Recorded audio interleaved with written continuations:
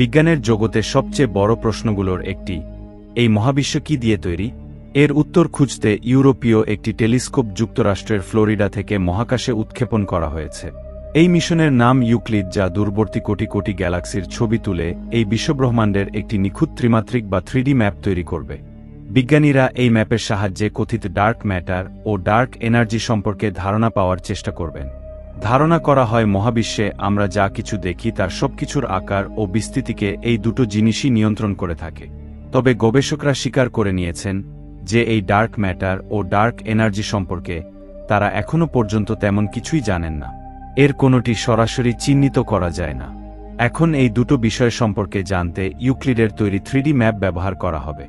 এর সাহায্যে বিজ্ঞানীরা বুঝতে চেষ্টা করবেন ডার্ক এনার্জি ও ডার্ক ম্যাটার মহাবিশ্বের সময় ও স্থানের ওপর কী ধরনের প্রভাব ফেলেছে। যুক্তরাজ্যের ল্যাঙ্কাস্টার বিশ্ববিদ্যালয়ের শিক্ষক ও জ্যোতির্বিজ্ঞানী অধ্যাপক ইসোবেল হুক বলেন, জ্ঞানের এই অভাবের কারণে আমরা আমাদের উৎস সম্পর্কে আসলেই কোনো ব্যাখ্যা দিতে পারি না। তিনি বলছেন, এই ইউক্লিড মিশন থেকে যা কিছু জানা যাবে সেগুলো এই মহাবিশ্বকে বুঝতে আমাদের সাহায্য করবে। এই মিশন অনেকটা কোথায় স্থলভূমি আছে তা জানার আগে জাহাজে করে যাত্রা করার মতো। এই গবেষণা থেকে জানার চেষ্টা করব আমরা এই মহাবিশ্বের কোথায় অবস্থান করছি, কিভাবে আজকের পর্যায়ে এসেছি এবং বিগ ব্যাং মুহূর্তের পর থেকে কিভাবে অপরূপ সব গ্যালাক্সি তৈরি হলো, কিভাবে তৈরি হলো সৌরজগৎ এবং জন্ম হলো প্রাণের। ইউক্লিড টেলিস্কোপটি তৈরিতে খরচ হয়েছে 140 কোটি ইউরো। স্পেস এক্সের ফ্যালকন 9 রকেটে করে শনিবার কেপ ক্যানাভেরাল থেকে এটিকে মহাকাশে পাঠানো হয়েছে। এই টেলিস্কোপটি অবস্থান করবে পৃথিবী থেকে 15 লক্ষ কিলোমিটার দূরে। গন্তব্যে গিয়ে পৌঁছাতে এর সময় লাগবে 1 মাসের মতো। বিজ্ঞানীরা বলছেন এর সাহায্যে ফিরে যাওয়া যাবে মহাবিশ্বের 1000 বছর আগের ইতিহাসে। পৃথিবীর পাশাপাশি এটিও সূর্যের চারদিকে একই গতিতে প্রদক্ষিণ করবে। প্রাথমিকভাবে এটি ইউরোপীয় মহাকাশ সংস্থা এসার প্রকল্প হলেও এই মিশনে যুক্তরাষ্ট্রের মহাকাশ গবেষণা সংস্থা নাসারও উল্লেখযোগ্য অবদান রয়েছে, বিশেষ করে টেলিস্কোপের বিজ্ঞান ও প্রকৌশলগত বিষয়ে। ইউক্লিড মহাকাশে কি করবে? আগে পরিচালিত গবেষণা থেকে ধারণা করা হয় মহাবিশ্বে যত শক্তি আছে তার 70% ডার্ক এনার্জি, প্রায় 25% আছে ডার্ক ম্যাটার এবং বাকি 5% হচ্ছে নক্ষত্র, তারকা, গ্যাস, ধুলোবালি, গ্রহ এবং আমাদের মতো দৃশ্যমান বস্তু। বিশ্বব্রহ্মাণ্ডের রহস্যময় এই 95% জগৎ সম্পর্কে ধারণা পেতেই ইউক্লিড টেলিস্কোপ 6 বছর ধরে দুটো গবেষণা পরিচালনা করবে। এর মধ্যে প্রধান কাজ হবে ডার্ক ম্যাটার কোথায় কিভাবে আছে তার একটি মানচিত্র তৈরি করা।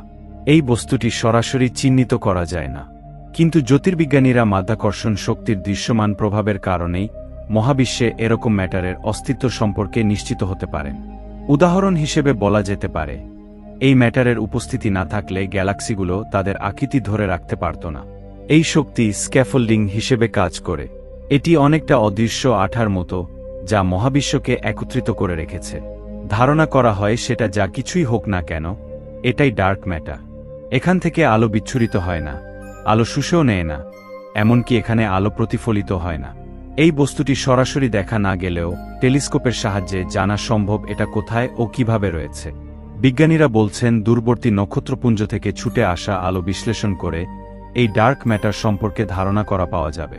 হাবল স্পেস টেলিস্কোপও আকাশের খুব ছোট্ট একটি জায়গায়, মাত্র 2 বর্গ ডিগ্রি এলাকা জুড়ে প্রথমবারের মতো এই কাজটা করে আলোচিত হয়েছিল। এখন ইউক্লিড টেলিস্কোপ এই কাজটা করবে আকাশের 15,000 স্কয়ার ডিগ্রি এলাকা জুড়ে। এই কাজটি টেলিস্কোপের যে ভিআইএস ক্যামেরা দিয়ে করা হবে সেটা যুক্তরাজ্যের নেতৃত্বে তৈরি করা হয়েছে। এই ক্যামেরা যে ছবি তুলবে সেটা হবে বিশাল। মাত্র একটি ছবি দেখতেই আপনার 300টির বেশি হাই ডেফিনিশন টেলিভিশনের প্রয়োজন হবে। অন্যদিকে ডার্ক এনার্জি ডার্ক ম্যাটার থেকে একেবারেই আলাদা একটি বিষয়। ডার্ক এনার্জির কারণে গ্যালাক্সিগুলো আলাদা আলাদা অবস্থান করছে এবং এই শক্তি গ্যালাক্সিগুলোকে দূরে ঠেলে দিচ্ছে, যার ফলে মহাবিশ্বের জন্মের পর থেকে এটি আরও সম্প্রসারিত হচ্ছে। বিজ্ঞানীরা বলছেন ডার্ক এনার্জি হচ্ছে একটি রহস্যময় শক্তি যা এই মহাবিশ্বের বিস্তারকে ত্বরান্বিত করছে বলে ধারণা করা হয়। এর অস্তিত্ব ও প্রভাব প্রমাণ করে 3 জন বিজ্ঞানী 1998 সালে নোবেল পুরস্কার জয় করেছেন। মহাবিশ্বে ছড়িয়ে ছিটিয়ে থাকা ছায়াপথগুলোর ত্রিমাত্রিক ছবি বিশ্লেষণের মাধ্যমে ইউক্লিড টেলিস্কোপ ডার্ক এনার্জির বিষয়ে জানার চেষ্টা করবে। বিজ্ঞানীরা বলছেন মহাজগতের বিভিন্ন বস্তুর মধ্যবর্তী স্থানে যে মহাশূন্যতা বিরাজ করছে তার ধরন বিশ্লেষণ করে পরিমাপ করার চেষ্টা করা হবে কত সময়ের মধ্যে এগুলোর বিস্তার ঘটেছে। এসব বস্তুকে দূরত্বের মাপকাঠি বা ইয়ার্ডস্টিক হিসেবে ব্যবহার করা হবে। এ বিষয়েও এর আগে খুব অল্প পরিসরে কিছু গবেষণা হয়েছে। তবে ইউক্লিড যে জরিপ চালাবে তাতে প্রায় 200 কোটি ছায়াপথের অবস্থান নিখুঁতভাবে জানার চেষ্টা করা হবে। এসব নক্ষত্রপুঞ্জের অবস্থান এই পৃথিবী থেকে প্রায় 1000 কোটি আলোকবর্ষ দূরে। মহাবিশ্বের সবখানেই কি একই গতিতে সম্প্রসারণ ঘটছে? আজকের দিনে আমরা যা কিছুই পরিমাপ করি তার একটি গড় করা হয়ে থাকে, কিন্তু এখানে সম্প্রসারণের যে গতি, সেখানেও যদি সম্প্রসারণে গতি এক না হয় তাহলে কি হবে? বিজ্ঞানের এই বিষয়টাই এখন আবিষ্কৃত হবে। বিজ্ঞানীরা বলছেন ইউক্লিড টেলিস্কোপ নিশ্চিত করে বলতে পারবে না যে এটাই ডার্ক ম্যাটার এবং এটাই ডার্ক এনার্জি, তবে এই দুটো বিষয়ে বর্তমানে যেসব ধারণা ও চিন্তা রয়েছে সেগুলোর পরিসর আরও ছোট করে আনতে পারবে এই টেলিস্কোপ। এটি বিভিন্ন তাত্ত্বিক ও গবেষকের দৃষ্টি আকর্ষণ করতে সক্ষম হবে। উদাহরণ হিসেবে বলা যায় যে বর্তমানে যেসব পার্টিকেল ডার্ক ম্যাটারের প্রতিনিধিত্ব করে সেগুলোকে চিহ্নিত করার বিষয়ে এই টেলিস্কোপ নতুন চিন্তার জন্ম দিতে পারে। তবে এখনও পর্যন্ত এ বিষয়ে যত অনুসন্ধান চালানো হয়েছে সেগুলোতে কোনো ফল পাওয়া যায়নি। ডার্ক এনার্জির ব্যাপারেও ইউক্লিড টেলিস্কোপ বিজ্ঞানীদের নতুন সূত্রের সন্ধান দিতে পারে। বলা হচ্ছে এই গবেষণা থেকে অজানা এই শক্তি সম্পর্কে আরও কিছু ব্যাখ্যা পাওয়া যাবে।